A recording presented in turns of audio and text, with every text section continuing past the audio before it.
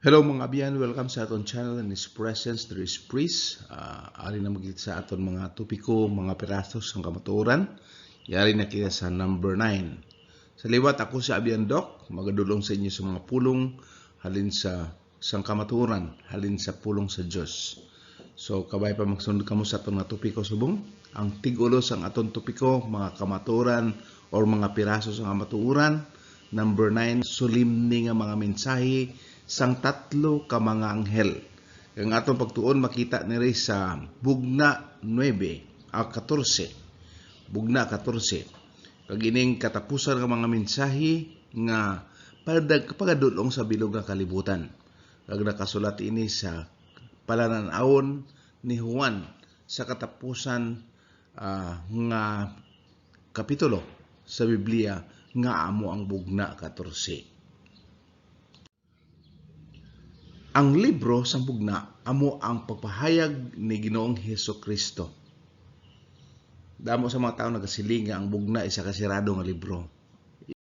Opposite ang Bugna, which is nagareveal, nagapahayag siya kung si Kristo. Amo na sa bersikulo no, ang Bugna ni Hesukristo nga ginhatag sa Dios sa mapakita saya sa mga alagad sa sang mga butang nga kinahanglan mahanabo sang madali. So kung basahon mo, no, makita mo nga essential sa atong kapanahonan. Pero ang pagbasa sa Biblia isa ka importante nga bagay nga kinahanglan hangpon naton, hindi sa aton kaugalingon kundi sa bulig sang Dios sa aton, paagi sa bulig sang Balang Espiritu sa paghatag sa panghangop sa aton. So kinahanglan nga mahangpan naton ini kag kinahanglan sundo naton kung ano ang mga pagsugo sa Dios sa aton, which is importante kay ang ginpahayag diri amo mismo si Hesukristo. So ini nga libro ginpahayag para sa aton kapanahunan subong.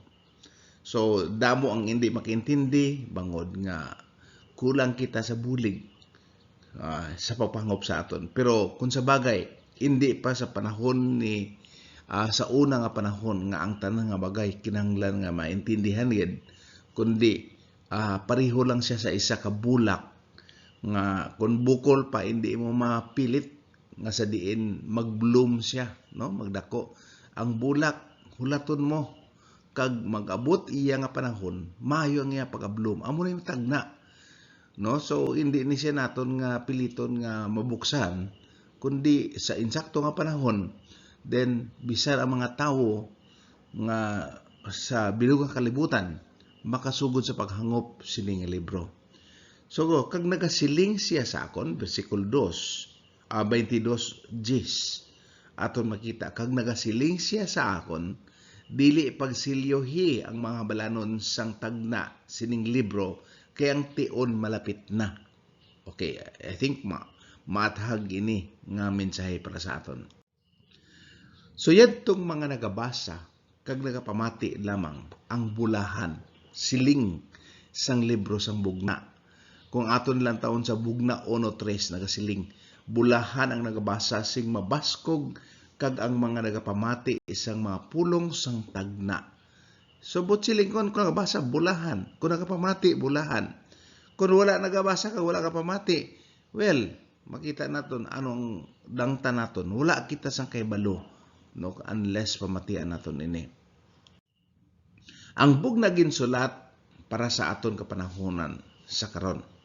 Silingon nga sa una sa akong ginhambal, hindi ini maintindihan masyado sa madamo ang mga tawo. Ako gani nga hindi man pastor, no, pero makahangop nako sa paagi kay nag-abot ang panahon nga sa diin ini nga mga bagay dumahangpan man paagi sini mga kaalam kag kinahanglan sang bulig sang Dios sa aton nga ini kay tungod plano sang Dios ang kaluwasan sang tawo. So kinahanglan mahangpan ini sa atong kapanahonan kabalo kita nga malapit na ang panahon. Kung aton basahon sa Bugna 10, nagsiling nga hindi pagsilyohi. So aton ginbasa kagina, no, ang mga hambalanon sang tagna sin libro kay ang tion malapit na, no. So hindi ta maghumaong ang kalibutan na wala sang katapusan. No, si Jesus mismo. Unless kung wala ka kapati kay Jesus.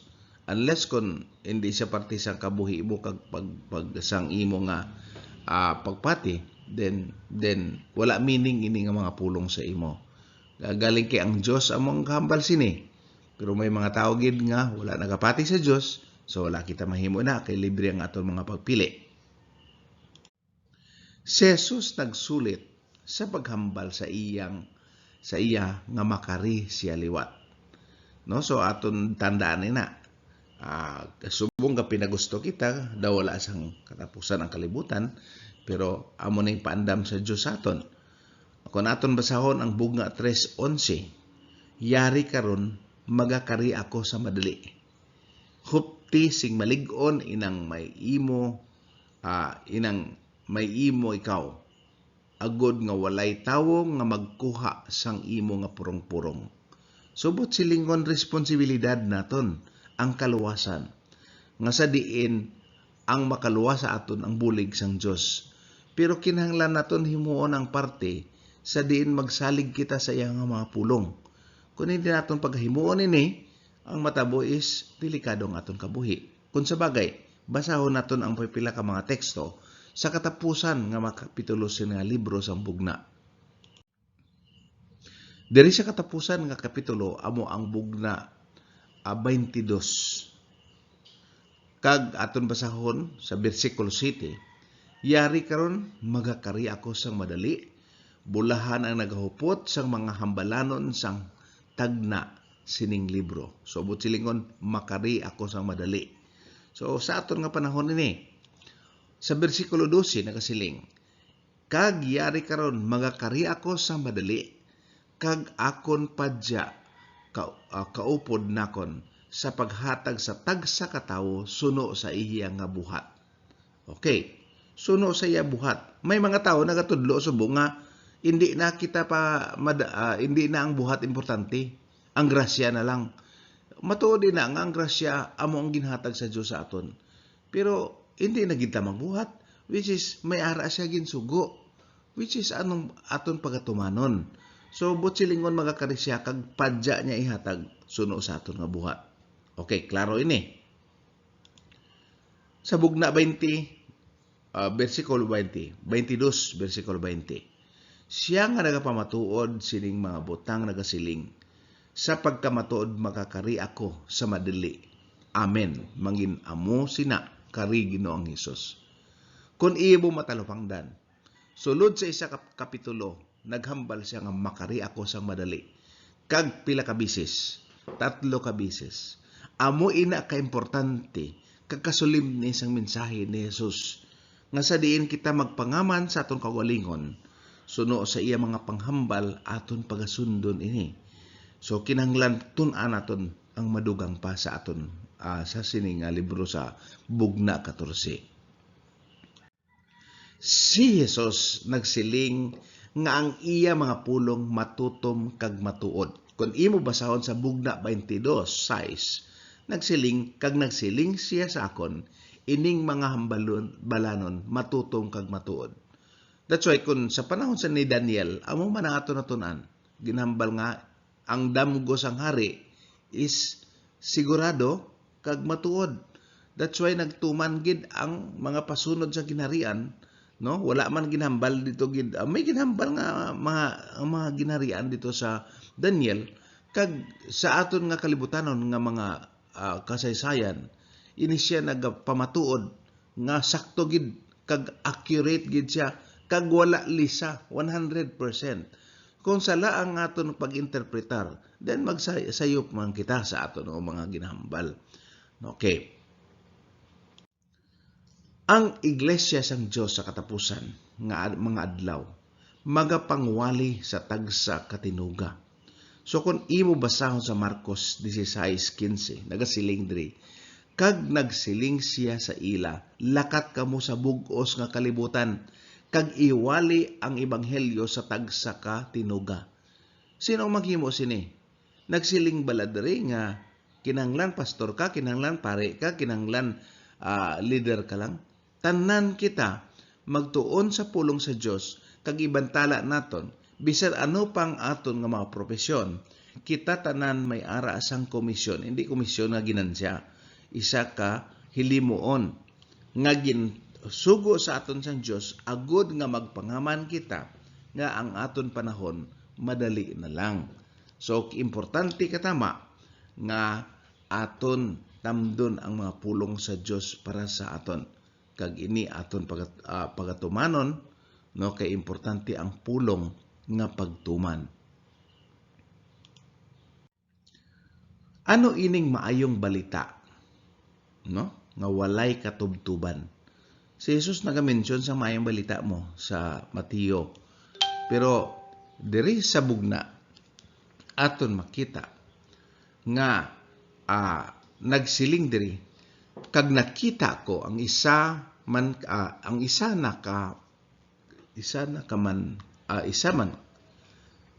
anghel nga nagrupad sa tunga nga sang langit nga may walay katapusan nga ebanghelyo. Si Jesus nag-mention nga ang ebanghelyo iwali sa kalibutan. Sa Mateo 24:14 na siya. Kung inyo basahon nga kag maabot ang katapusan. Just imagine, no? Kinahanglan iwali kag maabot ang katapusan. Subot silingon na kung pangitaon mo ini ang ebanghelyo, amo ni ang walay katapusang ebanghelyo nga ari diri sa bugna 14:6 nga iwali sa nagapuyo sa duta kag sa tagsa ka pungsod kag kahimataan kag hambal kag katawuhan. Okay. Subot silingon hindi ni para sa Israel nga mga literal, hindi ni siya para sa unang panahon, para sa bug-os nga kalibutan, which is para sa tanan nga mga tawo. Wala sang ma-exempte diri kay ang konsekwensya sa ulihi, no, whether maluwas ka o kung hindi ka maluwas, tanan may kalabtanan sini. So hindi pwede nga palabyan lang naton ini. Ang katapusan ng hilikoton sang Dios anti sa katapusan sang tion. Aton pagabasahon, no, ginhambal aton kagina nga sa Mateo 24:14. So di ba mga kung basahon mo niya mga sinyales, no, mga palatandaan sa katapusan. Ginhambal anong matabo sa kalibutan. Pero ginhambal siya nga kinahanglan makahibalo ang tanan. Well, kung hindi mo buksan ang Biblia, kung hindi naton pagtun-an ini, naglabot sa imong mensahe, pero wala mo lang ginsapak. So hindi ka makasiling nga, wala ko kahibalo sinaho. Paano ka kahibalo kay wala mo ginsapak pero ginhatagan ka sang oportunidad nga sa diin maintindihan mo tani or imong mabatian ining balita. Madamo sa mga tao nga ginasikway nila kag ginatawag na masunog kanaya pamati sang amo sina. Well, inyo na nga diretso, pero ang hambal ni Hesukristo sa Mateo 24:14 nga kag iwali ining ebanghelyo sang ginharian sa bug-os nga kalibutan, subo nga saksi sa tanan nga kapungsuran kag niyan magaabot ang katapusan. Just imagine, anong botsilingon sang magaabot ang katapusan? So botsilingon, kinahanglan na makahibalo ang tanan kag maghimo kita sa atong mga desisyon whether sakto ina o kung bala magtuman kita sa mga pulong sa Dios o kung hindi, mga desisyon sina. No, kada adlaw gihimo kita sang desisyon. Kauno naton kun ano na mga desisyon ini. Kay mayor ini nga desisyon ining whether batunon ta ang balita, ang mayang balita kung hindi, kag ini may kalabtanan sa aton kabuhi o kun sa kamatayon, life or death, no? Okay, remember si Hesukristo ang naghambal sini. Kagwan sa makaabot sa tanan, kag magaabot ang katapusan. Okay? It will be the end. Kag everlasting gospel, makita natin sa bugna 14. Ano ini ang tatlo ka anghel nga may mga mensahe? So ang bugna 14 may tatlo ka anghel. Kag ini ang katapusan nga mga mensahe nga matabo sa kalibutan. Antes magtapos. Antes ang katapusan. So kung hindi ka magpati nga may katapusan, well, depende na sa imo. Okay, nagsiling aton mabasa ng tatlo ka anghel sa bugna 14:6 tubtub 12.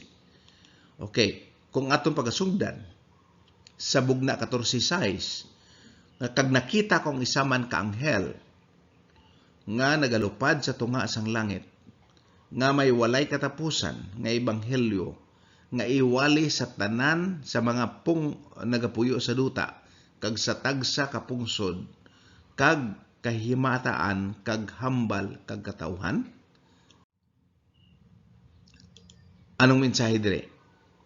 Versikulo 7 nga nagasiling sa matunog nga tingog, kahadloki ninyo ang Dios kag hatagi ninyo sang himaya kay ang nagaabot na ang takna sang iya paghukom, kag simbaha siya nga nagahimo sang langit kag duta kag sang dagat kag sang tuburan sang mga tubig. Okay, ginpadumdum kita diri sang Dios nga asimbahon naton siya kay siya ang manunuga. Siya nga nagakabuhi kita subong sa pagsugod sa kalibutan.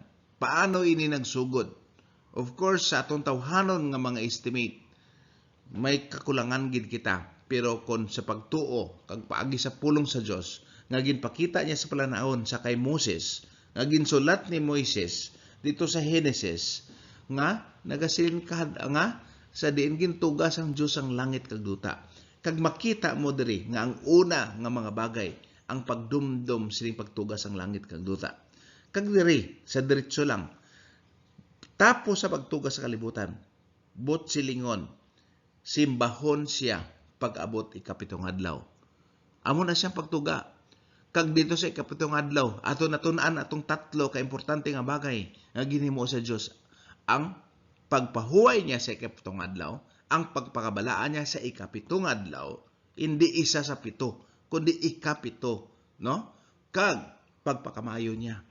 Tatlo ka importante nga bagay ginhimo niya sa ikapitong adlaw.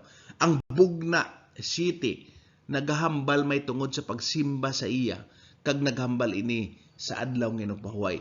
Kung imo isugpon diri sa hatagan ta respeto kay ang pulong nga kahadlokan, but silingon respeto, pareho lang sa pagkahadlok na sa ginikanan, nga hindi ka maghimo sina kay nahadlok ko kay mama, kay papa, kay sala ni siya. But silingon nagarespeto ka sa ila. No, hindi tungod nga kaisog sa Dios, hindi ka kaisog sa aton sa ginikanan. Ang pagkahadlok nga but silingon diri respeto ta, kag himayaon kag simbahon ta kung sino nagtugas ang langit kag duta. Kag kada semana aton siya pagsimbahon. Ang pagtuga kung aton tun-an sa Genesis 1:1 hasta 3. Okay, kay mga teksto ini kag nagasuporta kita sa aton ginahambal paagi sa pulong sa Dios, paagi sa mga teksto, kay budlay na maghimo-himo ta sang sarili tang analisis kag istorya. So kung makahimo kita, dapat nasuportahan ini sang history kag nasuportahan ini sang pulong sa Dios. Okay, Genesis 2:1 hasta sa 3 nagasiling, sa sini nga paagi nahuman ang langit kag duta. Okay, pagtuga ini, no? Hindi ta ma-ignore ang existence naton diri sa kalibutan. Kag ang bugos nila nga panong. Versikulo 2, kag sa adlaw nga ikapito ang Dios nagtapos sa iya buluhaton nga iya nahimo, kag nagpahuway siya sa adlaw nga ikapito gikan sa tanan nga buluhaton niya nga nahimo, nga iya nahimo. Versikulo 3, kag ang Dios nagpakamaayo sa adlaw nga ikapito kag nagpakabalaan sini bangod nga sini nga siya nagpahuway gikan sa tanan niyang buluhaton nga gintuga kag ginhimo sang Dios. Ano ba lang ginhimo sa tao? Naghimo-himo siya sang kaugalingon niyang istorya, kag kaugalingon niya nga teolohiya, no? Pero ang Dios amo ning gintudlo sang Dios aton nga pagkatapos sa pagtuga ko, magpahuway ako kag ako ngay pakamayo, akong pakabalaon ng adlaw. Kag amo ning pagasunda naton kag wala ni katapusan nga mensahe, pero mensahe pa lang ni sa primero nga anghel, no? Una nga anghel. Okay, ato na balaan nga ang Israel nga amo ang gintawag sang Dios, gindala niya dito mismo sa Ehipto. Kag nakita nato nga ginhimo nga ulipon ang mga tawo sa Ehipto nga bisan pagbantay sang ikapitong adlaw nga sugo sang Dios, wala nila natuman. So mga 400 ka tuig ini kag ginpagawa sila sa Dios sa Ehipto, amo na nga ginsulat niya sa tableta sang bato, no? Ginsulat niya, paagi kay Moises, ginluwas niya sila halin sa pagka-slaves o kon pagka-ulipon para nga mahilway sila kag masimba ang Dios. Since nalipatan nila to, ginhimo. So pagguwa sang Israel halin mismo sa Ehipto bilang mga ulipon, aton makita nga sila mga kaliwatan na. Wala sila sa madumduman bisan ano. No, nga sini kag ulipon sila kag nagaobra sila bisan sa adlaw nga sa din ila pagasimahon ng Dios, which is among ikapito. No, paagi sa to nalipatan nilang tanan. That's why ginhimo sang Dios ini kasuguan nga gisulat niya kag ginhatag niya tablitas nga makita mabasa sa mga tao or pagabasahon sa mga tao paagi sa kay Moises. Kag amo ini ang kasuguan kag isa sa mga sugo ang ginbutang niya dito amo mismo Exodo 20:8 sa 11. Unsa bagay, no, para madumduman naton nga ang kasuguan sa Dios ara sa Exodo 20:3 hasta 17.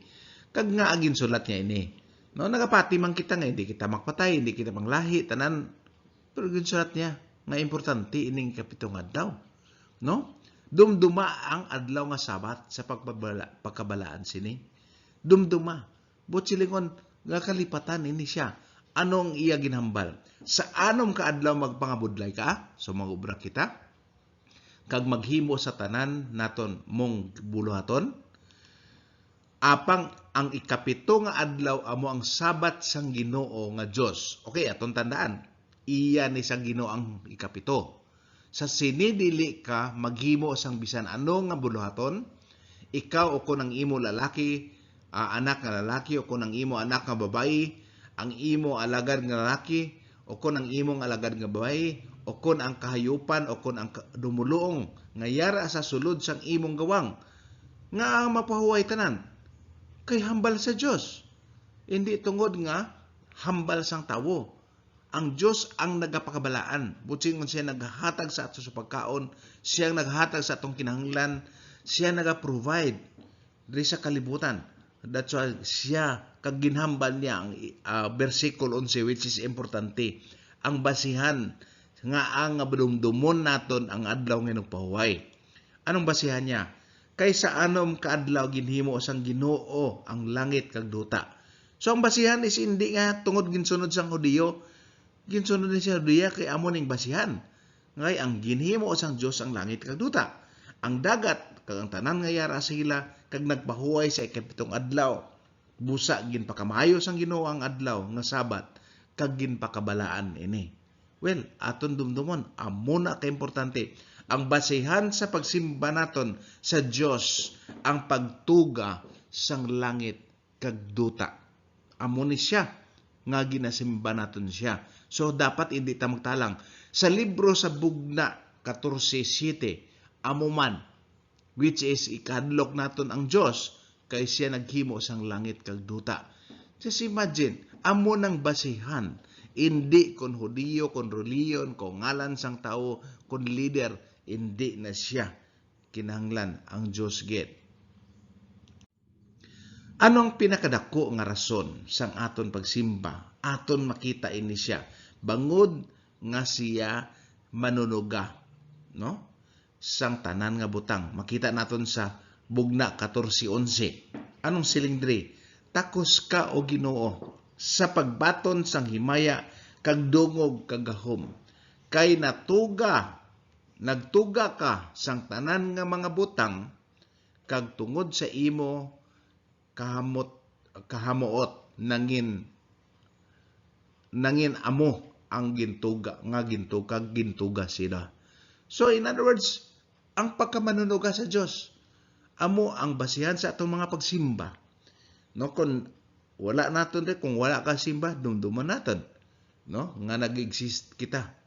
No, tungod nga ang Dios ang nagpahimo sini nga mga bagay.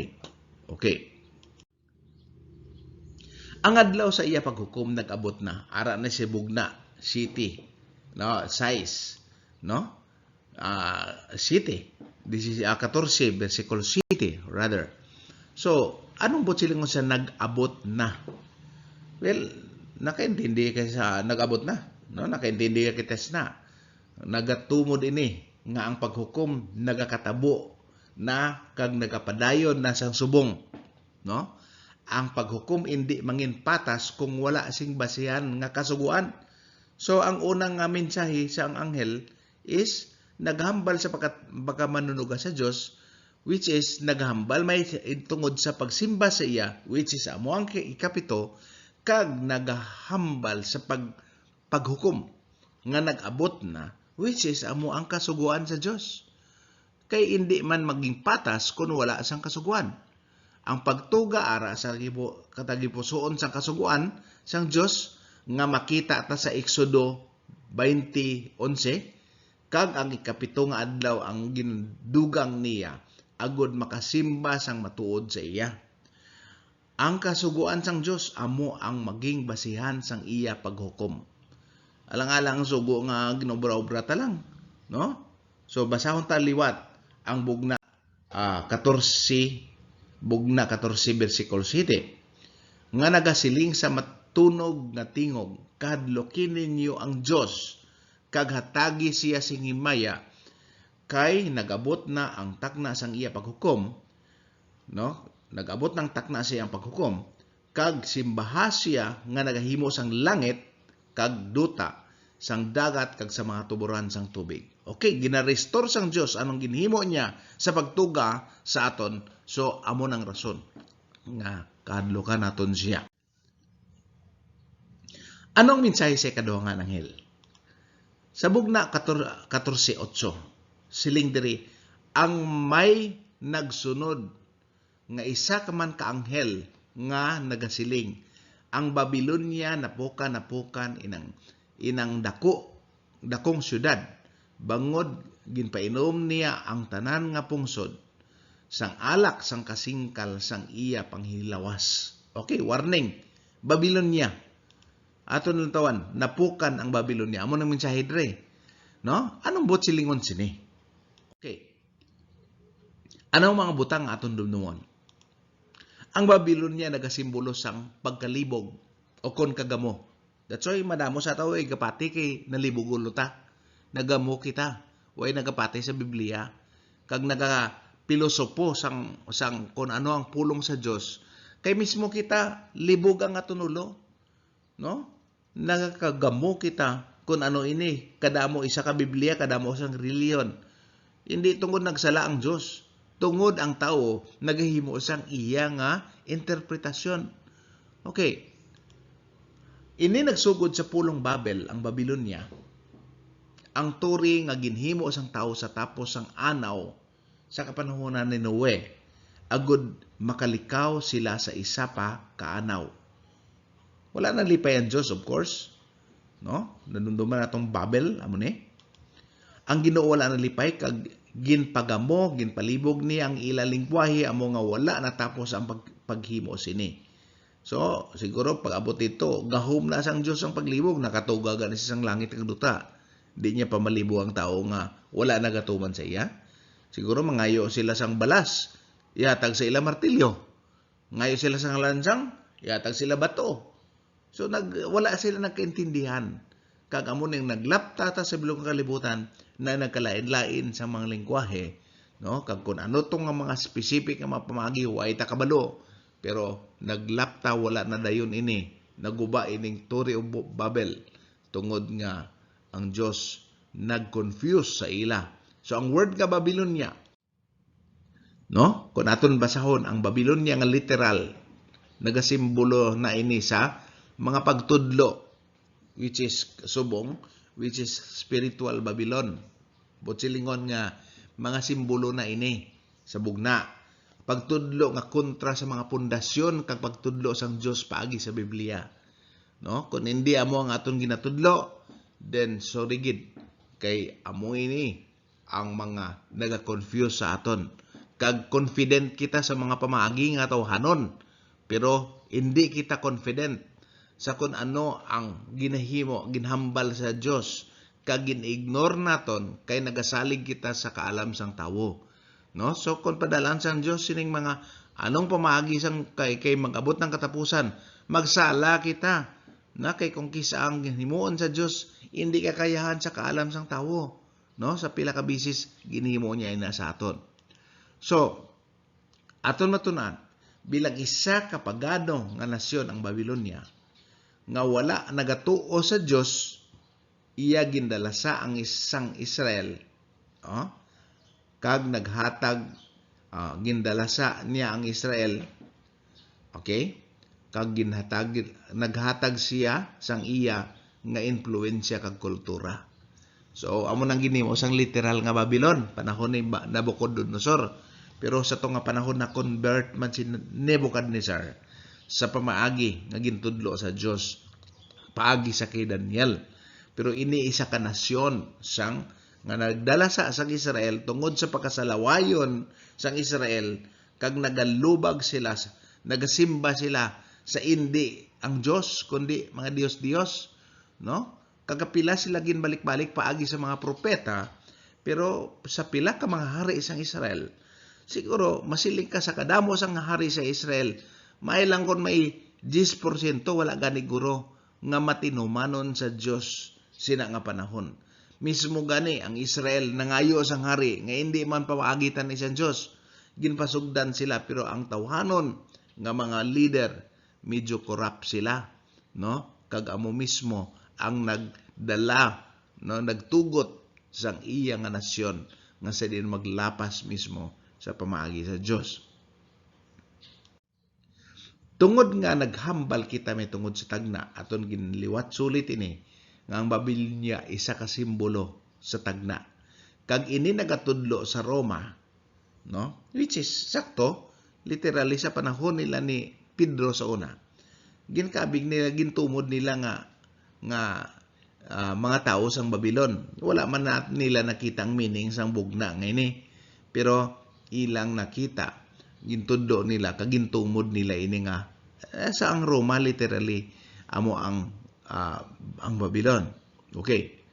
Sa 1 Pedro 5:3, si Pedro naghambal man sa mga taga-Roma. Anong hambal niya? Ang iglesia nga yara sa Babylonia. Di sa panahon ni Pedro wala nang Babylon, na dalasaan na to sang Medo Persia, nabala na to na, no?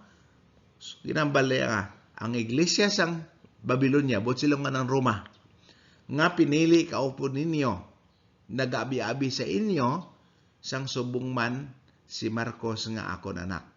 So na amo nang ilang nga paghatag, pagintindi nga amo ni siya ang Babylonia. Sa hindi Babylonia, gintawag siya Babylonia, which is ang Roma. Okay. Kung aton madumduman, ang Roma ang naghimo sang mga makalilibog nga mga pagtudlo nga doktrina sa mga pagsulundan nga kontra sa Biblia. Sakto man. In fact, sa panahon ni Jesus, hindi ang kay Jesus nga pulong nila ginasunod, no? Kag nagapadayon ang panahon, ang dikta sa ila mga lideres lang tanan. Of course, kung ano ang influensya sang Roma, amo man ang influensya sang kalibutan. So, sa iya gin-influensya ang tanan nga kapungsoran kag ginpasunod sa mga pagtudlo. So ini sa bugna nagasimbolo sang pag-inom sing alak nga makahulubog. Te sa bugo nagambal siya nga nag-inom sang wine, no? Of fornication. So naghalo ka sa mga bagay nga hindi amo ang sugo sang Dios, no? Hindi ang iya pamagi. So makalilibog, nagalibog ang ulos tao subong kay nakadamo sa mga pagtudlo, no? So kita tanan damo reliyon. Ang kalibutan magsiling ka guro may mga linibo ka mga reliyon, no? Maski ano-ano lang ang pagtudlo, no? May ara mga pagtudlo sa Biblia. Pulos tanan may nagasilinga. Sa Old Testament lang kita. O kung ang Hudiyo pa. Sa New Testament lang kita. May iba nagatudlo. Hindi tanan. Kag kung ano pang ginpangtudlo sa Biblia, no? Bersikulo lang ang bersikulo, hindi kabugusan. Kay ang Biblia nga kabugusan, pulong sa Dios. Aton pagasundon ini siya, kay pulong ini sang Dios. Aton dumdumon nga tawhanon ng mga pagtudlo nga diri. Kag kun may pagtudlo nga tawhanon, kinahanglan nagasunod siya sa tanan nga pulong sa Dios. So, ang pakighilawas, mga meaning ini siya, niya amo ang ginsimboluhan sang iya pagkigrelasyon sa tanan nga mga pagkapungsoran. So gin-refer ang revelation or ang tagna, bugna nga amo ang babayi nga gapi pakighilawas sa maski anong lalaki, which is ini siya nagasimbolo siya nga ang tanan mo kung anong kultura mo, anong pagtudlo mo, okay lang na iya, amo na atong kultura subong, no? Pero importante ang pagtuman sa Dios daw. Ang pagtuman sa pulong sa Dios daw amo pa ang kasawa, no? Sawaan kita nga amo lang ginasunod naton. Okay. Sa Daniel 7:22, 25, nagatumo din sa pag-progress ng Roma into apapasi. Okay, halin sa Roma, imperyo, mga emperor sa una. So, ulihi, naperde, ini ang Roma sang pipila ka mga barbarian tribes. Kag sa ulihi, nahimo nga ang nagahom sa pangdumalahan sang civil nga society, amo mismo ang pagkombinar sang simbahan kag estado, which is ang leader sa mga pagtudlo sa mga civil nga mga pagtudlo, amo na mismo ang nagalid ang Pope sang Roma. So kag gintagda sa Daniel 7:27 nga sini nga panahon kag magapamulong siya sing dalagko nga mga pulong batok sa labing mataas. Tiki ang lain ang ginaobra niya kontra bala, no? Naghambal siya sang hindi pagtudlo sa Biblia, which is amugid. Kag magapakag-as siya sa mga santo sang labing mataas. So but sila ang mga naga-persecute siya. Okay? Persecuting power sa time nga na may union of church and state. Ano pagin? Kag magauna siya sa pagbaylo sa mga tion kag mga kasuguan. Tiyamakon mo, sinong gahimo sa mga tion? Of course ang Dios. Sinong gahimo sa mga sugo? Of course ang Dios. Kagahimo ini nga ginharian, influensya sang iya mga pagtudlo. Kag amo nang ginasulod sa bilog nga kalibutan subong. Kag itog diyan sa iya mga kamot, tubtob sa isa ka tion, mga tion kag katunga sang tion. Of course, basahan nyo na lang ang atong pagtudlo dito sa Daniel nga sa mga tagna. Mga tagna 1 to pila ba to? 7. Okay? Part 1, part 2 may ara. Dito tamabalaan nga ining tion, mga tion, mga tunga sang tion, naga isa ka simbol nga natabo 1,260 years nga panggahom sang Union of Church and State 538 AD to 1798. Amo nang aton gintudlo nga leksyon.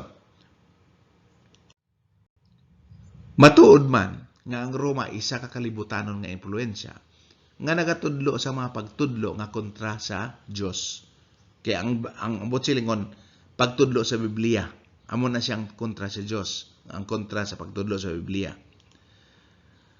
Nagsugod siya sang konsabo sang Israel kontra sa Grisya, pero sa ulihi, no, ginpangharian niya ang Israel, gintudlo niya ang iya kultura. Pero ginmasamo man nilang Grisya nga kultura. Kung makita mo ang bagong katipan, nasulat sa Grisya, ina siya.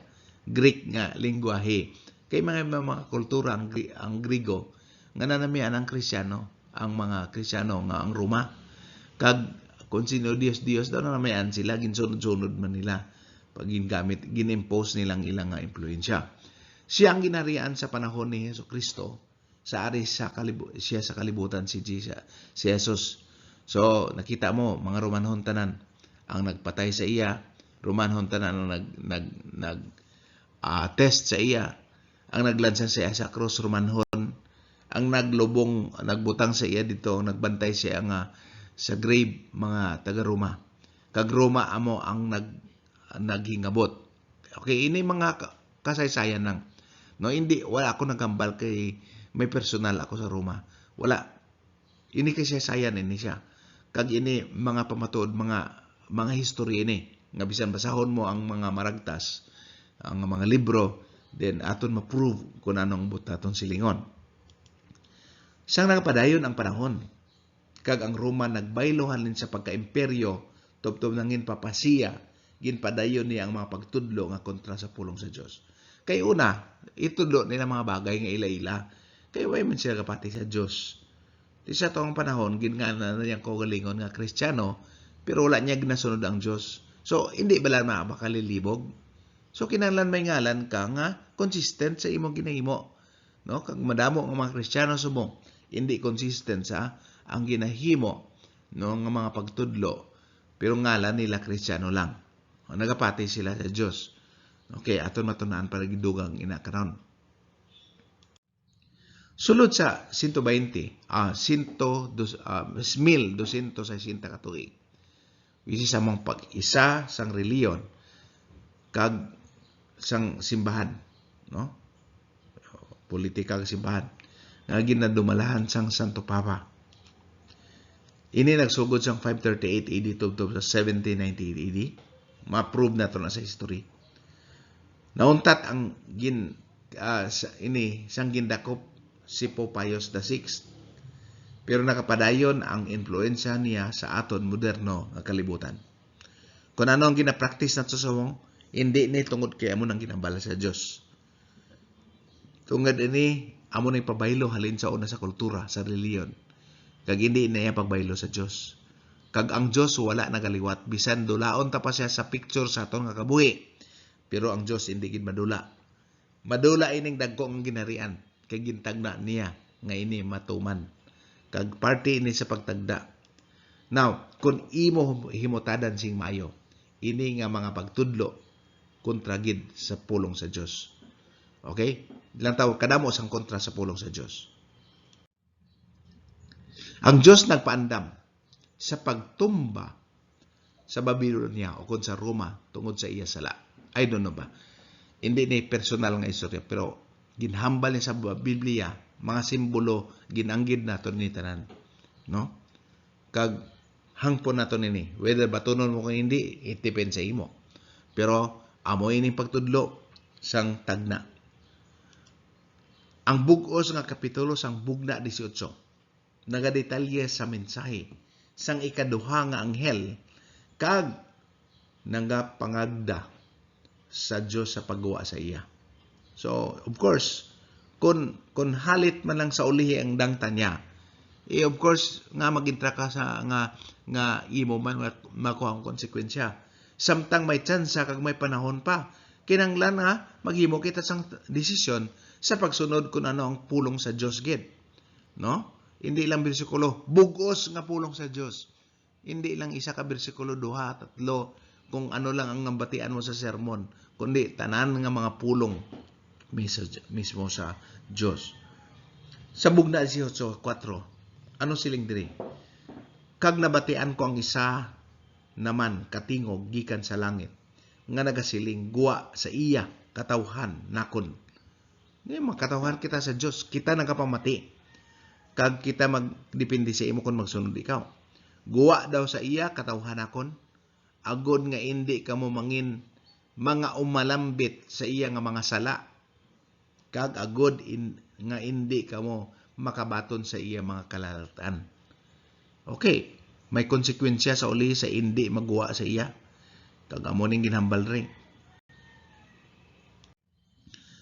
Ano ang mensahe sa katatlong anghel? Okay, again, ato ni mention nga ang first nga anghel simbahon nato ng Dios, which is ang pagtuga. Kag sa tapos sa pagtuga, amo na siya ang kapitong adlaw simbahon naton siya.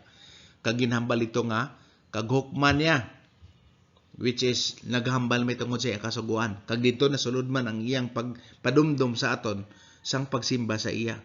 No? So ang basehan sang kasuguan niya, amo mismo ang iya, ang basehan sang iya nga paghukom, amo mismo ang kasuguan niya.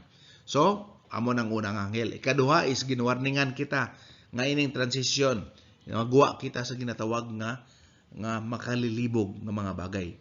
Well, kung sundo natin, saktuhon natin ang pag-interpretar sa pulong sa Diyos, hindi kita malibog dapat, no?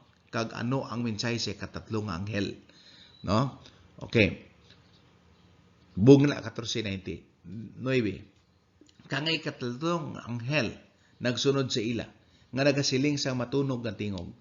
Kung ang bisan sino nga tao magasimba sa sapat sa iya imahen, kag magabaton sa iya mga marka kag sa iya nga sang iya marka sa iya agtang o kon sa iya kamot. Okay, ginapinsa na to ano ning agtang kag kamot na mangita ta nga kung anong chip nga insert sa agtang kag imo bisal sa lawayon nga guro tawo kun di pa ka magpa-insert matago kay mo ya may ara gid nga hindi ma-insertan hindi ni siya chip butsilingon kung magsiling marka sa agtang butsilingon nga ginahimo nimo ina kung magsiling siya marka sa imo kamot, ginapinsar mo gali na kung sa agtang. Amo ang imo pagtudlo, ang imong ginauna, ang imong prinsipyo, kag kung sa iya kamot, butsingon ang imo ginahimo.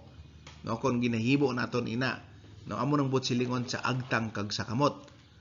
Ang amuman nga magainom sang ala, sang kasingkal sang Dios, nga ginula nga walay simbog sa tagayan sa iya kaalipungot kag sakiton siya sa kalayo kag asupri sa tubangan sa mga kordero kag sa tubangan sang Dios. Okay, ikatatlo nga anghel. So, marka sang sapat. Di kinahanglan atong dumdumon ini. Ano ini ang marka o kun palatandaan? Okay. Kinahanglan naton mabalaan sa una nga ang tanan ang Dios may ara sang marka. No, hindi naton mabalaan ang marka sang sapat kung hindi naton mabalaan anong marka sang Dios. Ang marka sang sapat nagakontra ini sa selyo sang Dios. Kag hindi ini isa ka computer chip pero samtang wala ini napilit, samtang wala ini ginpilit sa aton nga ibutang sa mga tawo, wala nagakatabo ini. So, wala sang tao nga may mark of the beast subong until nga may ara sang layi nga magpilit sa aton. Okay, amo nang buot silingon. Ang himuon ini, kung himuon ini nga layi o kung kasuguan, ang hungod nga pagpilit amo na ang pagsugod marka. Okay, kung piliton kita kung anong simbahon ta, piliton kita sa mga kwan, ina siya marka ina.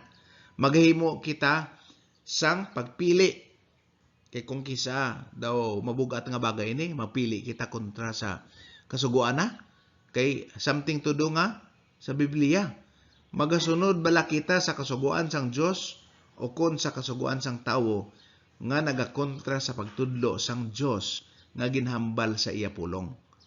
Di may ginhambal sa pulong ang kasuguan kakontra sa hambal sa Dios. Pero ginhambal sang sao nga, hambal na siyang Diyos. Paano siyang Diyos kontra ng kaugalingon niya? Okay? So, agod makilala ta ini nga marka, kilalahaw ta anay ang tanda sang Diyos. Nga amo ang marka sang iya katawhan. Gin-mention ni sa Bible. Anong hambal re? Ezekiel 20:12 or kag 20. Labot pa, ginhatag kuman sa ila ang akon mga sabat nga mangin tanda sa tunga nakon kag nila. Tanda, isa ka marka, isa ka silyo. Agod nga makilala nila nga ako amo ang Ginoo nagapakabalaan sini. Isa ka tanda, adlaw nga nagpahuway. Butsilingon nga ginasimba nato matutuod nga Dios. Sa bersikulo 20, kag pakabalaan ang akon nga mga sabat. Akon, hindi niya isang Hudiyo. Hindi niya isang reliyon. Kag mangintanda sila sa tunga nakon, kag inyo. So it's between me and God. Amo ning matabo da. Agod nga makilala ninyo nga ako amo ang Ginoo, nga amo ang inyo Dios. Aton tandaan. Adlaw nga nabuhay, iya nga sabat. Ang iya pagka manunuga, gin-emphasize niya, kag siya lang ang pagasimbahon. Ang isa kasilyo may yara sini nga mga elemento. Siguro kon ehemplo lang. Ang pangalan, may pangalan ang silyo. Kinanglan, for example, si Rodrigo Roa Duterte ang aton presidente. No, anong posisyon kinanglan nakabutang man dito? No, presidente. Nakabutang ang teritoryo, Republika sang Pilipinas. Okay? Amo ning mga importante nga component sang isa ka silyo nga mag-identify sang nga tanda ini. Okay, ang iba ng mga silyo may certain sign nga Bisan wala na na-define, pero nagahambal, nagatanda nga aton ina. So kung aton lang tawon sa Biblia, sa di nining tanda makita. Okay, aton ang ginbasa gina no? Pero aton makita ang anong pangalan, ang Ginoong Diyos. Anong posisyon niya? Manunuga. Ano ang iya nga teritoryo? Ang langit kag luta. Kag diin mo ni siya makita. Dito mismo sa tagipusoon sa tagipusoon sang aton kasuguan. Ara ang pagtuga niya sa langit kag luta. Makita naton rin sa pagtuga niya mismo sa Genesis. Makita naton niya dito sa bugna. No, nga nagsiling siya nga, ako nagtugas ang langit kag luta. So amo ini, buot silingon ang ikapito nga adlaw. Pagasimbahon naton siya, amo nang sugo niya, amo nang ginhambal niya. Kag amo ni siya ang silyo sang Ginoo, ang ikapito nga adlaw. Sa bugna 14 city, aton basahon liwat. Nga nagsiling sang matunog nga tingog kadlokin niyo ang Dios kagatagi sang himaya kay nagabot ang takna sang iya paghukom sang iya nga nagabot ang tangna sa iyang paghukom kag simbahi siya nga naghimo sang langit kag duta kag dagat kag sang tanan tuburan sang tubig. So ato makita dire pagtuga ang ikapitong adlaw nagsimba kita kay tungod nga siya ang aton manunuga kag ang Dios nagdeklarar sini. So, ato nang ginbasa, pero ato ni emphasize lawat ang Exodo 20:11 kay sa anong kadlaw ginhimo sang Ginoo ang langit kag duta, ang dagat kag ang tanan nga yara sa ila kag nagpahuway sa ikapitong adlaw, busa ginpakamaayo sang Ginoo ang adlaw nga ini nga Sabat kag ginpakabalaan ni. Okay? Ginpahuwayan niya, ginpakamaayo niya, ginpakabalaan. Okay? Kung imo matalumangdan, naghatag ang Dios sang basihan sang pagtugan niya sang langit kaduta. Amo na nga ang adlaw nga ikapito ang iya tanda. Gin-mention sa Ezekiel, iya tanda ina. Kung nga nabaylo ang adlaw nga ginsimba nato sang tawo, ano ang ginsuguran sini? Naton-anan na naton ini sa mga piraso nga maturan number 6 or kung lang taon nyo ini para ma-recall nyo kag sa mga tagna number 2 part 2. No, dito kamo kadto sa aton YouTube nga amo ning title, no? Tao lang ang nagbaylo sini kag indi gid ang Dios. Kay ang Dios wala siya nagabaylo sini nga mga prinsipyo. Okay? Ginbaylohan sang tawo kag tawo nga wala nagapati mismo sang Dios. Aton na pamatud-an nga ang tanda sang Dios amo ang kapito nga adlaw niya nga inugpahuway. Kung ang ikapito nga adlaw ginhambal sang Dios nga among tanda sang iya nga marka, ang iya tanda, ang marka sang sapat, isa man ka adlaw nga deklarasyon na mismo sini nga gahom, kag wala gid sang Dios, ang Dios nagbaylo sang iya adlaw nga nangin basihan sang tanda niya. Sa liwat kun hindi ini siya mangin kasuguan o kon layi sang gobyerno, nga mapilitan ang tao nga magsimba sini, wala sing tao nga makabaton sini nga marka sang sapat. Pero kung himuon nini nga layi, mapilitan na ang tao nga magpagasundon sang layi bisan kontra sa hambal sang Dios.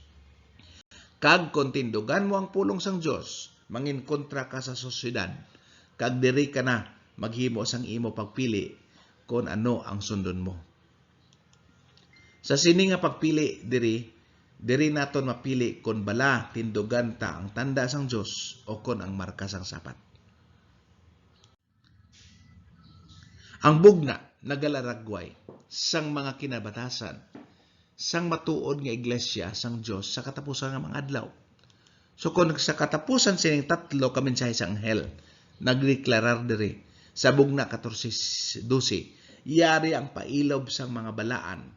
Yari sila nagabantay sa mga sugo sang Dios kag may pagtuo ni Hesus. Okay, may diferensya ang word nga may pagtuo kay Hesus kag may pagtuo ni Hesus. Butsilingon, nagapati ka lang sa tawo. No? Pero diri sa pagtuo ni Hesus, kung anong ginahimo ni Hesus sa kalibutan, amo na nagpakatawo gani ang Dios para nga may sundon ang tao nga masunod sa tao. Nahimong ehemplo siya. So, nangin matinumanon siya. Nangin dependente siya sa Dios sa tanan panahon. Mga simple, may pagsalig sa Dios. So, kung anong pulong ni Hesus, sundon tayo ni. Amo ni ang pagtuo ni Hesus. No? Ang pagsunod sa Dios. So, amo ni siya. Nagabantay sa mga sugo sang Dios kag may pagtuo ni Hesus. Okay. Nga, pwede man ka magbantay pero wala ka tuo kay Hesus. Pareho sa ginahimo sa mga tradisyonal nga mga Hudiyo. No? Pwede man. Pwede man may pagtuo kang Hesus kag wala ka bantay sa sugo sa Dios. Di ari gini dapat ang duha kay ginasulat sa pulong sa Dios. Kag hindi tiya paghimuan sang iban nga interpretasyon. Ang bugna 12, 14-12 nagasugid. Nga ini nga mga tao sila ang may pagpailob. Sila nakapadayon kag matutom hasta sa katapusan. Kag may pagbatas bisan pa sa ila mga pag-antos tungod sa pagsunod sa pulong sa Dios. Ikaduha, sila mga balaan. Sila mga makasasala nga natinloan. Ginpatawad kinangayo sila kapatawaran. Kag ang nakatinlo sini paagi sa dugo. Kag ginatagan sila sa pagkamataron ni Kristo kay nagapadayon sila sa pagtuman sa Dios.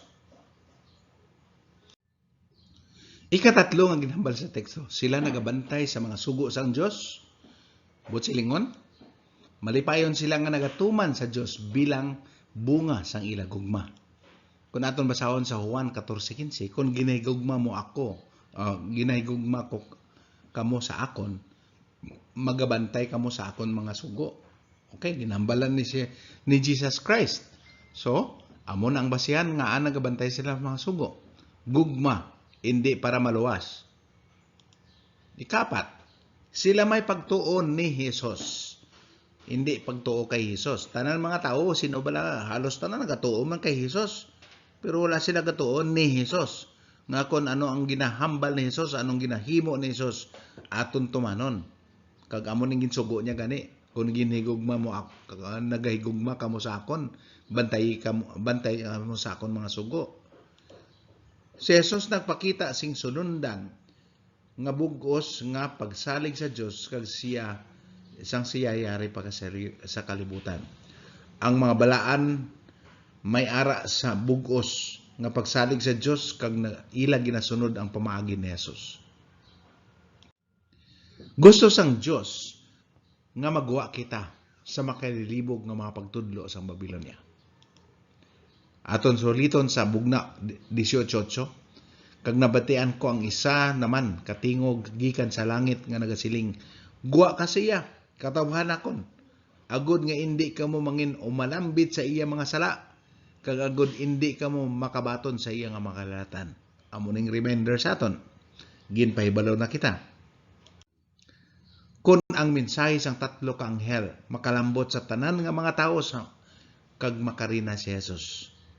Hambal man ni Jesus. Bugna 14, nagasiling kag nagtulog ako kag yari karon ang isa ka panganod nga maputi kag sa ibabaw sang panganod nagalingkod sa akon nga kaangay sang anak sang tawo. Nagalingkod sa babaw sang panganod nagalingkod ang isa nga kaangay sang anak sang tawo. Okay, si Jesus ni kag nga may purong-purong nga bulawan sa iya ulo kag isa kagalab nga matadom sa iya kamot. Way galab bot silingon harvest time, panahon na nga matapos ang kalibutan. So aton sulito ng Mateo 24:14, kag iwalay ning ebanghelyo sang ginharian sa bug-os nga kalibutan subong nga saksi sa tanang kapungsoran kag niyan maabot ang katapusan. Sino ang katungdan ng pangwali? Hindi ni kaya sa isa ka pastor, bisan sa isa ka lugar hindi niya mahimo ini. Tanan kita kinahanglan mahibal-an nato ni balita kag magbabulig kita sa tanan, buylog kita. Okay, ang mahimo naton ano? Tanan naga-Facebook subong bisan ang mga tao hindi mo kilala or mga friends ta damo kayo. Send mo lang ni. Nakalabot sa ilang balita. Kung hindi nila pagbasahon, depende sa ila. Okay? Nakalabot sa ila. Kaya sa uli, makalabot sa tanan, then, amo na ang katapusan. Ang isa ka butang nga hindi mahimo sang Dios, amo ang pagmanipula kag magpamilit sa aton pagpili. Hindi niya ini pamatasan. Amo nga madamo nga manugtudlo nga nagapinagusto lang hambal bisan wala ginhambal sang Dios o kon bisan kontra sang pagtudlo sang Dios kay wala ang Dios gapamahog kag gapamilit. Pero man ito share mo, ang tao gapamahog gapamilit. Bisan gani ang leader gapamahog gapamilit. Pero ang Dios wala gahimo sina. Nagapahibalo siya nga amo ning konsekwensya sa uli. Pero hindi siya pahog, hindi siya pilit. Kamatuoran na siya. Si Lucifer nagpili sa pagrebilde sa Dios. Butsilingon, iya libre nga pagpili. Ato pa sa langit sila nga panahon. Si Adan kag si Eva nagpili sa paglapas. Pero ginpahibalo sila sa Dios nga kung magkaon kamo sang bunga nga ini, mapatay kita. Ang Dios wala nagpugong sang ila pagpili kag ila nabaton ang mga konsekwensya. Makapili kita sa pagpati sa pulong sang Dios kag mapamatian ang mensahe sang tatlo ka anghel kag makabaton kag aton malikawan ang katapusan nga mga konsekwensya. Aton tandaan nga ang pulong sang Dios wala sing kapaslawan. Mas maayo gid nga aton akuon ang iya nga mas matahom nga saad para sa aton kag mangin matinumanon kita tubtob sa katapusan. Mga panguloy kita. Langit nun nga may dalayawon gid ang imo pangalan. Ikaw lang ang amon ginasimba. Sa imong mga pulong kami nagasunod. Salamat sa imong mga misahe paagi sa tatlo ka mga anghel. Buligi kami o Diyos nga mangin masinulundon sa imong mga pulong. Hatagi kami sang kaalam sa paghangop kag gahom sa pagsunod. Salamat sa pagsabat sa amon pangabay. Ining tanan amon ginpangayo sa ngalan ni Jesus. Amen. Aton ahog ang tanan sa pag-subscribe, sa pag-like, kag sa pag-share sini nga mayong balita para sa tanan nga mga tao. Ipalambot nato nini sa tanan kay amuning katapusan nga mensahe nga ihatag sa bug-os nga kalibutan. Salamat gid kag sa dason naman kita nga topiko.